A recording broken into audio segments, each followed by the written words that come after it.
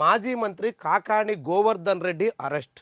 దీన్ని బ్యానర్ ఐటమ్‌గా ఈనాడు పత్రికలో ప్రచురించారు. నిన్న ఆయన కేరళలో పట్టుబడ్డారు.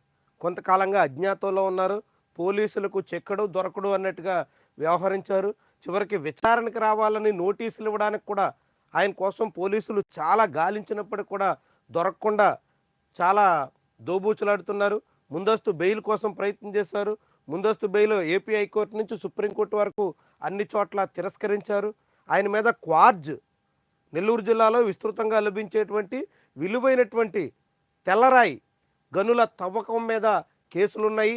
అక్రమంగా తవ్వారని, దాంతోపాటుగా అనేక రకాల బ్లాస్టింగ్ మెటీరియల్ ఉపయోగించారని, దాంతోపాటుగా ఎస్సీ ఎస్టీ అట్రాసిటీ కేసు కూడా ఆయన మీద నమోదై ఉంది.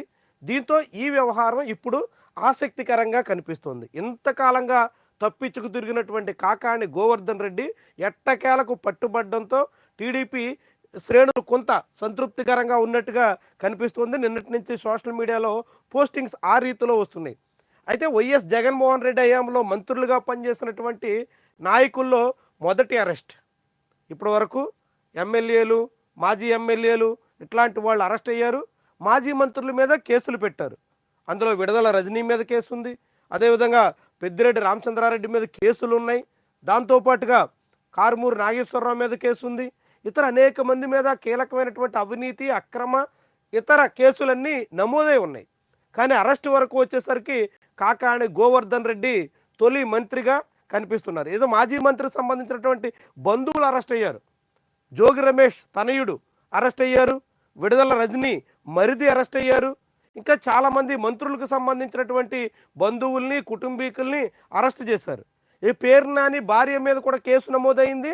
భార్యను కూడా అరెస్ట్ చేస్తారు అన్నట్టుగా కథనాలు వచ్చాయి. కానీ ముందస్తు బెయిలు ఆమెకు దక్కింది. ఇట్లా అనేక మంది మంత్రులకు సంబంధించి వివిధ రకాల కేసుల్లో పరిస్థితి కనిపిస్తోంది. అలాంటి సమయంలో ఇప్పుడు కాకాణి గోవర్ధన్ రెడ్డి అరెస్ట్ కావడం అనేది కీలకమైనటువంటి వ్యవహారం. నెల్లూరులో గడిచిన ఎన్నికల్లో ఆయన చాలా కాలం తర్వాత సర్వేపల్లిలో ఓటమి పాలయ్యారు. వాస్తవానికి దాదాపు 5-6 ఎన్నికల పాటు సర్వేపల్లిలో చాలా ప్రయత్నం చేసినప్పటికీ కూడా సోమిరెడ్డి చంద్రమోహన్ రెడ్డికి విజయం దక్కలేదు.